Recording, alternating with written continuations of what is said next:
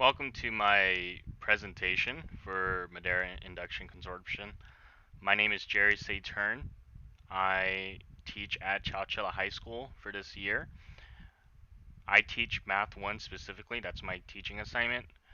I went to CSU Stanislaus to get my degree and my credential. My credential specifically is in single subject mathematics. The background of me, I was raised in Merced. I went to Merced schools. I was a substitute teacher at Merced Union High School District for just 1 year, and during that 1 year, I was also a student teacher at Merced High School as well. I was also an avid tutor at Golden Valley High School years before, um, so that's just some background about me. So I am in year two for MIC. My two standards, my California standards, are CSTP3, Understanding and Organizing Subject Matter for Student Learning, and CSTP5, Assessing Students for Learning. So in the fall, I came to understand that my students would not demonstrate mastery of a skill. I had a very small selection of strategies to increase my students' comprehension. And I also had little understanding of how to assess that comprehension as well, and informally and formally. So today, I am now more equipped with more strategies on how to develop and assess comprehension of my subject matter. So my individual learning plan, IOP goal number one. So CSTP3, understanding and organizing subject matter. My element was 3.4, utilizing instructional strategies that are appropriate to the subject matter. My goal was to maximize the use of instructional strategies that are appropriate to the subject matter. So what did I want my students to do? I wanted my students will be able to restate a learning goal and or provide an explanation on how to approach, analyze, or solve the learning goal through the use of an exit ticket 90% of the time every week.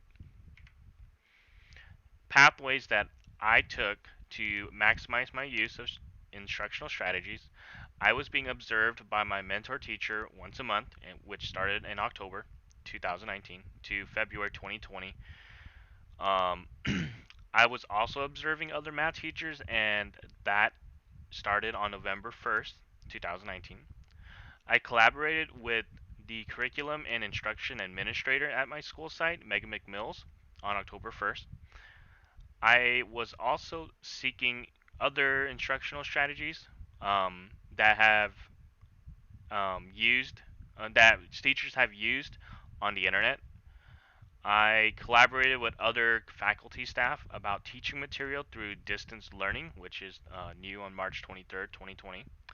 And I also attended the CMC, the California Mathematics Conference, Asilomar Professional Development from December 5th to the 8th of 2019, and I have applied strategies by January 31st, 2020. So the implementation of new learning and evidence of growth, I developed a cube system to tackle word problems. I utilized Google Docs as a collaboration tool between students. I implemented use of analogies to better explain concepts, utilized more student creation work, allowed students that understood the content to teach the class instead, implemented a weekly exit ticket that reflects on a strategy or learning of the week, implemented more meaningful performance tasks that involved group collaboration. I also implemented Khan Academy as a source of learning for all students, and that was new because of the the COVID-19 crisis. That's how I transitioned over on the internet. So here's some evidence that I gathered. Um, so like on the left is my Math 1 midterm study guide. That was on Google Docs, and students had to collaborate with one another in groups to complete 30 problems in 50 minutes. The top here, this was a note from my administrator with the cube system on how to do word problems. On the bottom here is student work, poster work that had students work together. Which system was better, elimination, graphing, or substitution? Which one was the best one to use? This picture with the TV is where I had a student. This is a student's work where she came up and explained to the whole class on how to do a problem. And then on the bottom right is one of my focus students' work when it came to um, connecting the math to real life. In this case, it was a zombie outbreak, but it was to explain exponentials. So the evidence, how I obtained the data, and to see if my goal was being met. Data was being obtained by collecting student work at the end of the week through the use of an exit ticket. So here is an example of an exit ticket at the bottom where one of my focus students said a strategy to solve a radical expression is to use this prison break story. They pair up identically, one dies and one escapes. It is only works if you have the same number. That was just an example of how to explain how to square root a squareable number. So did I meet my goals? So I gave a weekly exit ticket. It was usually on paper or maybe Google Forms or Classroom. And then I chose my three focus students. One is a SPED with specific learning disability. The other one is Truant, and this one is new. I actually had another one, but this student got expelled. So I had to get a new student, and this is the next best one that I could get was the Truant student. And then the last one is a English learner at the South level of 1. So this new slide, this is fall 2019-2020 the exit tickets. This is an overall view of all my students, and it shows like in fall, it kind of like by the third week, it wasn't. We were still trying to figure out the kinks, but eventually, as time went on, the understanding was being explained thoroughly. Like by week 5, I had 100, and then week 7 was a little low down, and it was down to 75, but it was going back up and up. But it never went below 75. In spring 2020, um, again, it took a little bit to get the students to kick in, and this is a little more. The first couple weeks of spring for math is a little more challenging. Students had to think exponentially, and that was different than the linear format that we've been going with. Let's look at the my focus students now specifically. So on the top left is focus student with the special learning disability, specific learning disability. Sorry. This student was really good. She was able to answer everything. Um, the second one is my English learner, and um, it shows. Okay, so this student specifically, I don't have information from 11 to 16. He was absent at some point, and he was absent a lot, so I never got a lot of information from him. But it shows that he was able to do better in the spring rather than the summer. It looks like the red is the spring, the blue is the fall. So we're just comparing like how well this student did. The last one, because this is a new student, a new focus student, I never saved the work for this student well, these colors are wrong. Okay, for this one, it's supposed to be spring. This is strictly spring. I couldn't change the colors because that's how they were defaulted. These were strictly spring. I didn't have any of the ones saved from fall. So this was a little harder, but just from looking at it, it wasn't so bad. There's a couple times where the numbers were really bad. This is what happens when students are absent all the time. So the results, students will be able to restate a learning goal and or provide an explanation on how to approach, analyze, or solve. So there were times where students did not perform a consistent 90%, but at least 100% of my students have at least provided a response to these exit tickets that stated some type of learning goal. They didn't fully answer the questions, but they were able to say to me, "Oh, this is what we learned today," but they didn't explain what it was. So I thought that was pretty good. Like they paid attention at least. So the goal was met consistently towards the end of the each semester. So I felt like I met my results there. So here's ILP goal 2. So this is from element 5, 5.2, collecting and analyzing assessment data from a variety of sources to inform instruction. My goal was to increase my use of assessment data to guide my teaching. I wanted my students to be able to increase their summative assessment scores by 10% in every unit chapter. And I wanted them to also view the results on how they perform on their quizzes, their unit quizzes, and and be provided with instant feedback on the correct answers and an explanation to why 100% of the time. So the pathways of me getting to those goals, I collaborated with the other Math 1 teachers every Wednesday and Thursday starting September 30th, 2019. We wanted to make sure that we were all on the same page and what we could have done. I collaborated with other staff on campus to obtain knowledge on how to use Google Forms, Edpuzzle, Quizzes, Quizlet. That started on September 27th, 2019. I used Classcraft as a formative review assessment. I used it 2 times, and it started on September 25th. I attended the CMC math conference and that I stated earlier, and that also provided me some insights.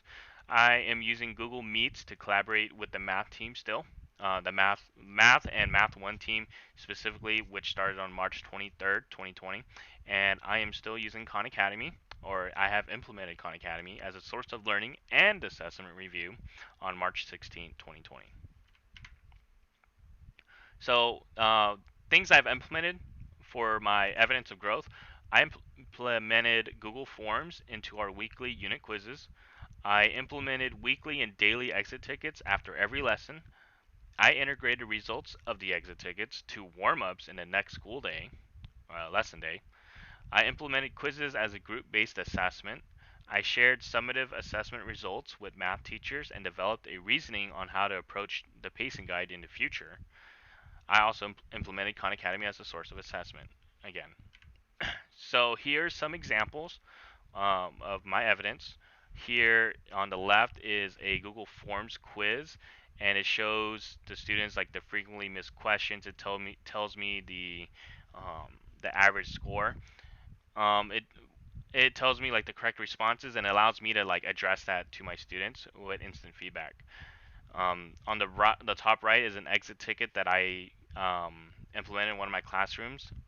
On the bottom right is the Asilomar. It's like a booklet of all these sessions, and in the picture I specifically like wrote I2 or I1, which I was trying to infer if these sessions were towards my ILP goals.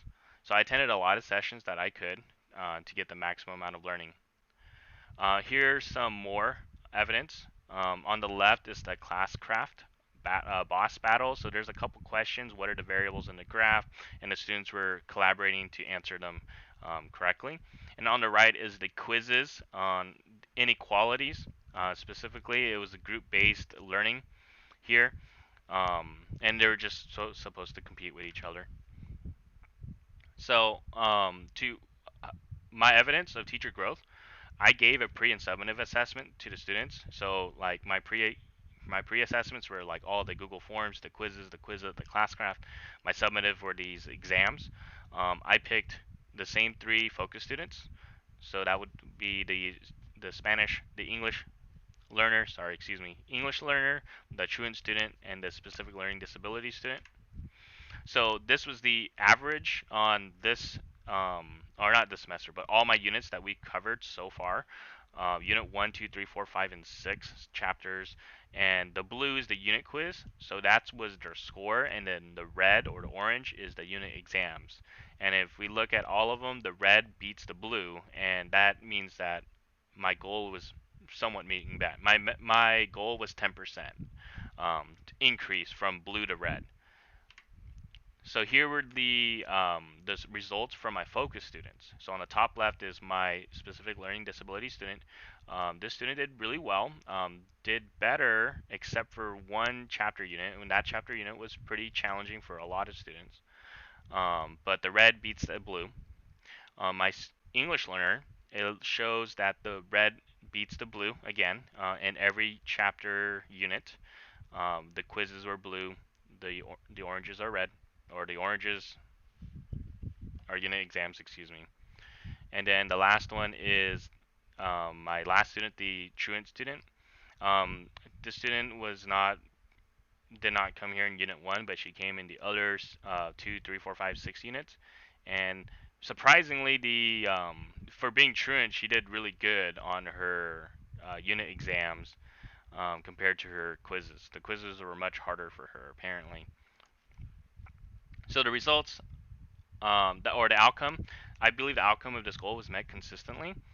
There were times where each unit did not meet the 10% increase, but they were close. But the important thing is that they didn't show decrease in student growth.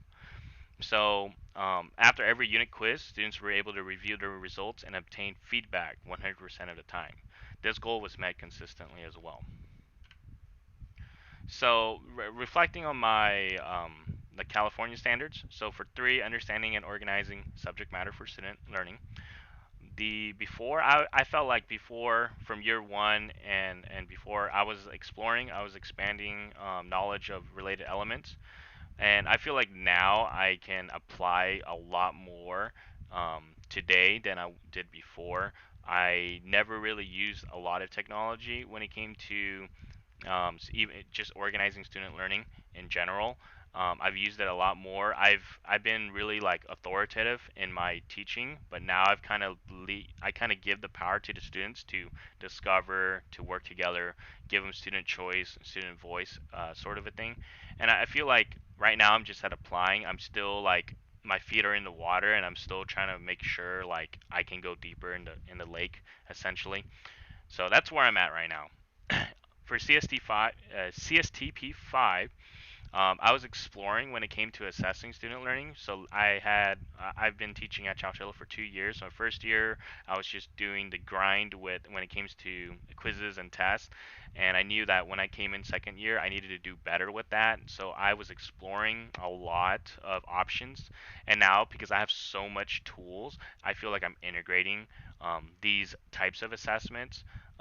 And to inform my teaching specifically, it was really important for me to know how I could use data from every single source to guide my teaching, to change my warm ups, to um, to like subtly put a problem from the previous example to a problem in the present. It really helped out knowing this kind of stuff. So I'm at integrating. I'm still like kind of at the beginning stages of integration. What are my next steps?